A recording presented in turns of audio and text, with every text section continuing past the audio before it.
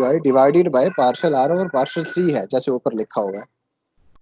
ये भाईजान बिल्कुल आपकी वही रायस आइडेंटिटी है जो आप यूटिलिटी मैक्सिमाइजेशन में निकालते हैं, बिल्कुल वही है, कोई फर्क नहीं इसमें, इस रॉयस आइडेंटिटी में और उसमें, सिवाय इसके कि वो यूटिलिटी कंज्यूमर के कॉन्टेक्स्ट में थी और ये प्रोड्यूसर के कॉन्टेक्स्ट में। यानी कि अगर आपको रेवेन्यू फंक्शन दिया हो को आपस में डिवाइड करें तो आपके पास directly revenue maximising input demand आ जाएगी। आपको लंग्राज बनाने की जरूरत ही नहीं है, जिस तरह वहां होता था ना यूटिलिटी मैक्सिमाइजेशन में रॉयस आइडेंटिटी, आप क्या करते थे कि इनडायरेक्ट यूटिलिटी फंक्शन का एक बार इनकम के हिसाब से डेरिवेटिव लिया, एक बार प्राइस के हिसाब से लिया, उन दोनों को आपस में किया डिवाइड, तो आपके पास मार्शलियन डिमांड आ जाती थी। इन द सेम टोकन यहाँ पर रेवेन्यू फंक्शन का एक बार आप W1 के हिसाब से डेरिवेटिव लें, अगर आपने X1 फाइंड करना है, अगर X2 करना तो फिर आप W2 के हिसाब से करेंगे, एक बार कॉस्ट के हिसाब से करें, दोनों को करो आपस में डिवाइड, साथ करें माइनस से मल्टीप्लाई, तो आपके पास रेवेन्यू मैक्सिमाइजिंग डिमांड फंक्शन आ जाएगा। अब अगर मैं आपको एग्जाम में एक रेवेन्यू फंक्शन दे के कह दूं कि जनाब निकालें जरा इसमें से revenue maximising input demand for X2, तो निकाल लेंगे? आपने सिंपल उस रेवेन्यू फंक्शन को, बिल्कुल सर, रेवेन्यू फंक्शन को एक बार अगर X2 में बोलो निकालना है तो आपने W2 के हिसाब से डेरिवेटिव लेना है, एक बार कॉस्ट के हिसाब से लेना है, आपस में डिवाइड करना है, आपके पास जवाब आ जाना चाहिए X2, वो फंक्शन होगा WI और C का, बिल्कुल वही Roy's identity as it is जो आपने यूटिलिटी मैक्सिमाइजेशन में पढ़ी है, वो यहाँ रेवेन्यू मैक्सिमाइजेशन में भी यूज हो रही है। ठीक है जी, तो ये याद रखिएगा। सर ये जो एंड प्रोडक्ट में वो हमारे पास नेगेटिव आ गया है, अब ये क्या शो कर रहा है और ये किस प्रॉपर्टी को शो कर रहा है? नहीं, हमने जो रॉयस आइडेंटिटी क्रिएट की है ना, वो हमने पिछली प्रॉपर्टीज को यूज करते हुए की है। रॉयस आइडेंटिटी अपनी जात में कोई प्रॉपर्टी नहीं है, रॉयस आइडेंटिटी अपनी जात में एक फार्मूला है। प्रॉपर्टीज ये हैं partial R over partial C, property ये है partial R over partial WI, property वो है partial R over partial P। ठीक है, रॉयस आइडेंटिटी एक फार्मूला है जो हमने डिराइव किया है फ्रॉम दोज प्रॉपर्टीज। ये जरा फर्क जहन में रखिए। आपको बात समझ आ गई? जी सर। ठीक है, तो रॉयस आइडेंटिटी कोई प्रॉपर्टी नहीं है भाई, एक फार्मूला है जो हम प्रॉपर्टीज पर अप्लाई करते हैं। वो आपने यूटिलिटी मैक्सिमाइजेशन में भी किया, तो वहां से आपने मार्शलियन डिमांड फंक्शन निकाल लीजिए।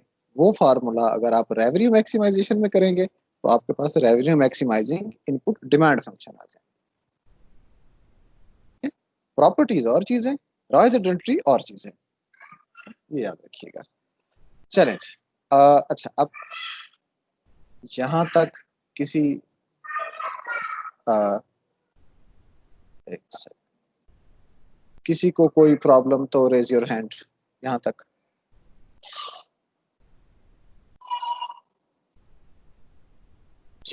मैं 1 मिनट के अंदर, 1.5 मिनट के अंदर रेवेन्यू मैक्सिमाइजेशन अप्रोच को दोबारा से रीकैप कर देता हूं। रेवेन्यू मैक्सिमाइजेशन अप्रोच आपने पढ़ी है, maximise revenue PY subject to cost constraint. ये वाली अप्रोच कंज्यूमर थ्योरी में मार्शलियन डिमांड सिस्टम से बड़ी मिली।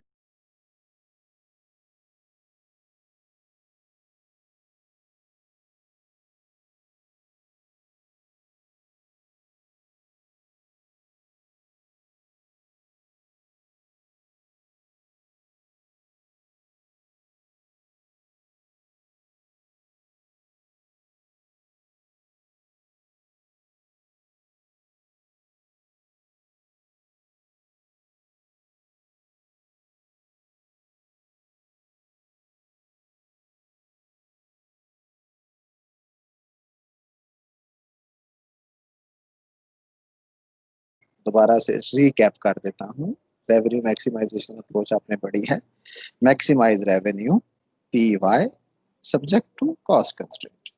ये वाली अप्रोच कंज्यूमर थ्योरी में मार्शलियन डिमांड सिस्टम से बड़ी मिलती है, जो कि यूटिलिटी मैक्सिमाइजेशन की अप्रोच।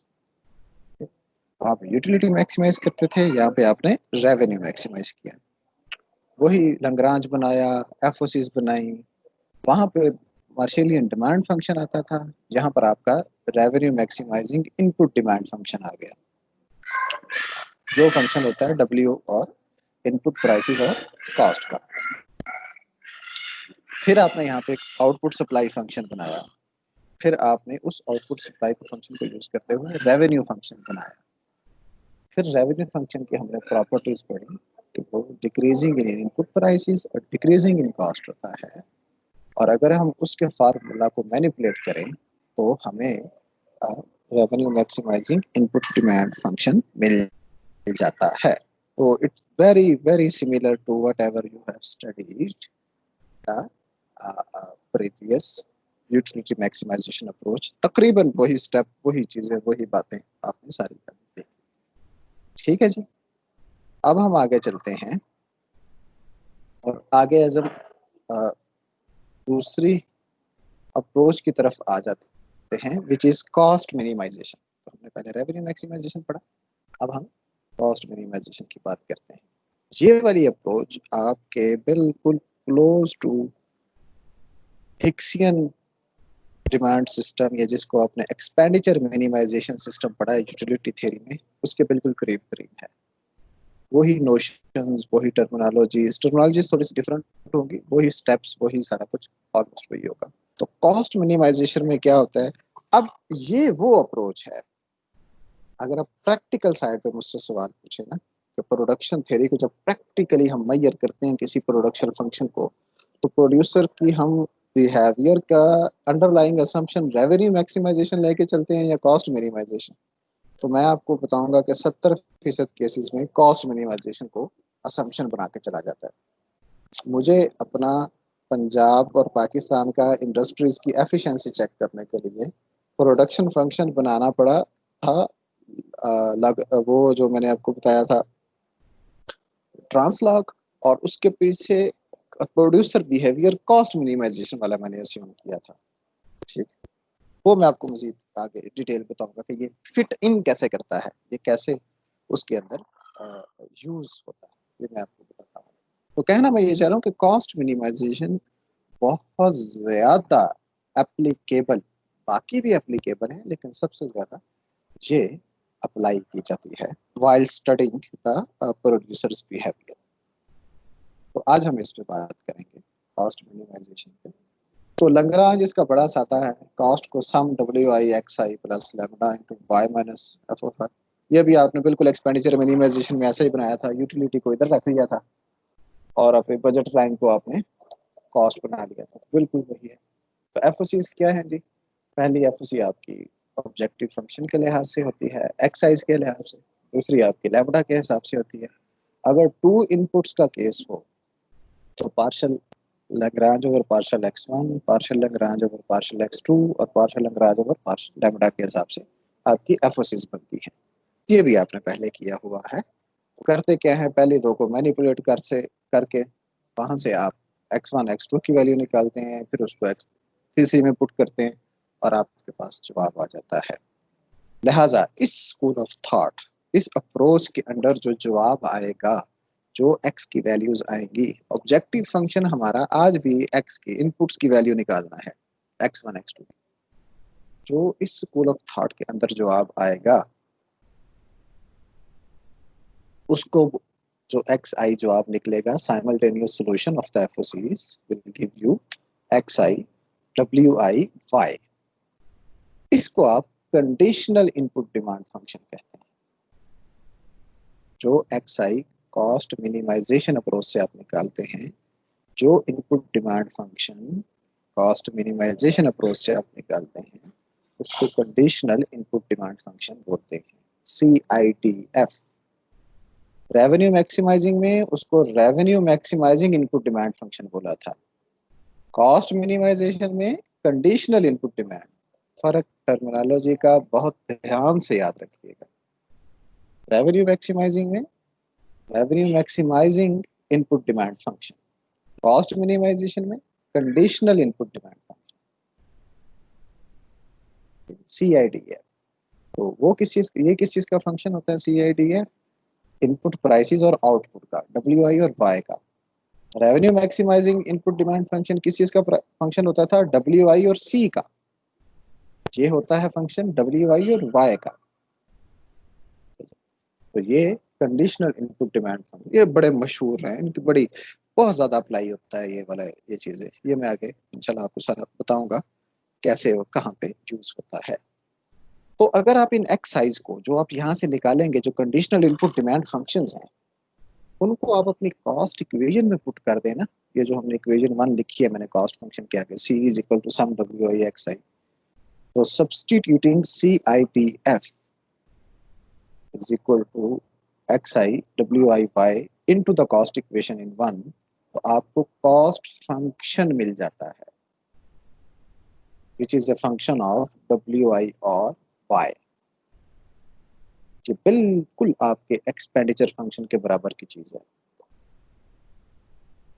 बिल्कुल आपके एक्सपेंडिचर फंक्शन के बराबर की चीज है। एक्सपेंडिचर मिनिमाइजर अप्रोच में आप एक्सपेंडिचर फंक्शन बनाते थे, कॉस्ट मिनिमाइजेशन में आप कॉस्ट फंक्शन बनाते हैं।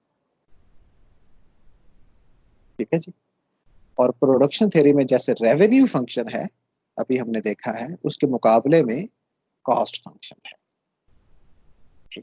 Revenue function is a function of P, WI और C। Cost function is a function of WI and C। अब आप यही देखिए, अगर मैं एक कंज्यूमर प्रोड्यूसर का बिहेवियर देखना चाहूँ, तो मैं रेवेन्यू फंक्शन बनाऊं तो मुझे 3 वेरिएबल चाहिए होंगे, prices, output prices, input prices और कॉस्ट। लेकिन अगर मैं कॉस्ट फंक्शन बनाऊं तो मुझे सिर्फ 2 वेरिएबल चाहिए, आउटपुट और WI। इनपुट प्राइस और WI, ये जो सामने लिखा हुआ है आपके, WI एंड Y। ठीक है, तो WI क्या है? इनपुट प्राइस, और Y क्या है? Y। तो ये डेटा मिलना आसान होता है, जरा गौर से सुन लीजिएगा, ये डेटा मिलना आसान होता है, इनपुट प्राइस एंड वाई। नतीजा ये है कि कॉस्ट फंक्शंस दुनिया में सबसे ज्यादा यूज होने वाला एक तरह का कॉस्ट मिनिमाइजेशन अप्रोच का कॉस्ट फंक्शन है, जिसकी बुनियाद पे आप सारी चीजें निकालते हैं। तो मैंने अपने थीसिस में सबसे पहले कॉस्ट फंक्शन बनाया है, C is total cost is equal to WI, यानी कि इनपुट्स की कॉस्ट और आउटपुट ली मैंने। ठीक है, फिर इसका मैंने बनाया, ये अब तो मेरे पास 4 इनपुट्स थी और एक आउटपुट थी और एक कॉस्ट हो गई ना। फिर उसका मैंने ट्रांसलाग प्रोडक्शन फंक्शन बनाया, इसका फिर ट्रांसलाग प्रोडक्शन फंक्शन बनता है। यहाँ से आगे फिर वो बात शुरू होती है प्रोडक्शन फंक्शन। तो फिर मुझे उनको आपस में पहले मल्टीप्लाई, फिर स्क्वायर, फिर हाफ लेना, फिर वो लंबा चौड़ा हमने जैसे ट्रांसलाग प्रोडक्शन फंक्शन बनाया था ना, तो फिर वो यहाँ से बनाया था। तो फिर मैंने जब राइटअप में लिखा था कि मैंने प्रोड्यूसर के बिहेवियर को कॉस्ट मिनिमाइजिंग अस्यूम करके चला हूं मैं। So this is how you take this theory into the practical side and try to understand the firm's behavioral producers. ठीक है जी। तो कॉस्ट फंक्शन कैसे बनता है? जो कंडीशनल इनपुट डिमांड फंक्शन आएंगे, उनको अगर आप कॉस्ट इक्वेशन में डाल दें तो आपका कॉस्ट फंक्शन बन जाएगा, which will be a function of WI and Y। ठीक है जी।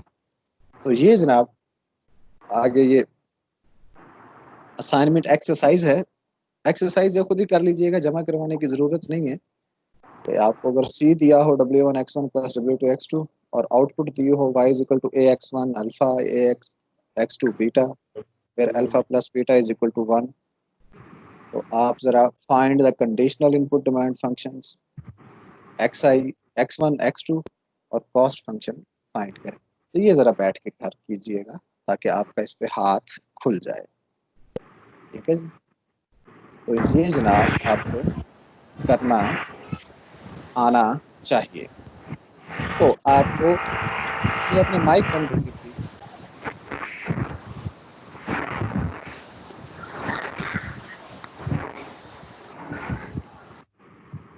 जिस किसी का भी माइक ऑन है माइक बंद कर लें प्लीज। ओके, तो रेवेन्यू मैक्सिमाइजिंग अप्रोच क्या होती है, कॉस्ट मिनिमाइजिंग अप्रोच क्या होती है, आपको दोनों पता लग गए, बताना चाहिए। एक में रेवेन्यू मैक्सिमाइज, एक में कॉस्ट मिनिमाइज। लैग्रांज बनाते हैं, दोनों में बनाते हैं, एफओसी निकालते हैं, दोनों में निकालते हैं। एक में आप निकालते हैं revenue maximising input demand function, एक में आप निकालते हैं कंडीशनल इनपुट डिमांड फंक्शन। एक में आप बनाते हैं रेवेन्यू फंक्शन, एक में बनाते हैं आप कॉस्ट फंक्शन। तो ये आपको इन थ्योरी बनाने आने चाहिए। प्रैक्टिकली मैं आपको